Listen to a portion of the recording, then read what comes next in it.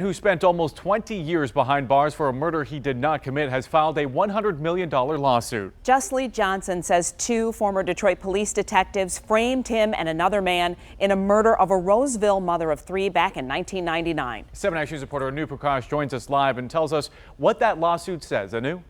Well, Alan and Glenda, the lawsuit alleges that the evidence was fabricated by those two lead detectives, and that's why they're being sued individually.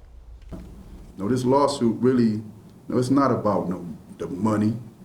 It's about bringing awareness, because, if you don't bring awareness to the situation, it's going to continue to happen. That's Justly Johnson talking about the $100 million lawsuit he just filed that alleges former Detroit police sergeants Catherine Adams and Barbara Simon coerced and threatened two teens into implicating him and Kendrick Scott in the 1999 Mother's Day shooting death of Lisa Kindred, a 35-year-old mother of three from Roseville.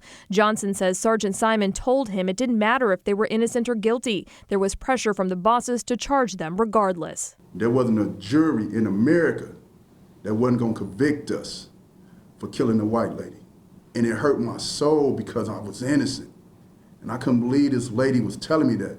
And at that moment, I knew I was going to be framed for murder. The turning point came after former WXYZ investigative reporter Scott Lewis started looking into the case after getting a letter from Johnson when he was in prison.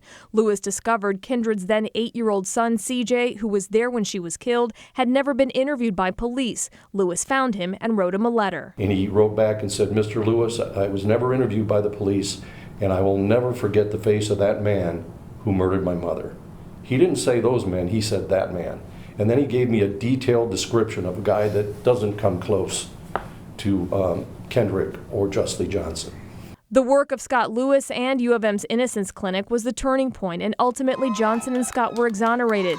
Johnson and his attorney say they don't expect an apology from the former detectives, but holding them accountable in the public eye with this lawsuit is extremely important. You can't afford to take shortcuts as a homicide detective when someone's life literally is on the line.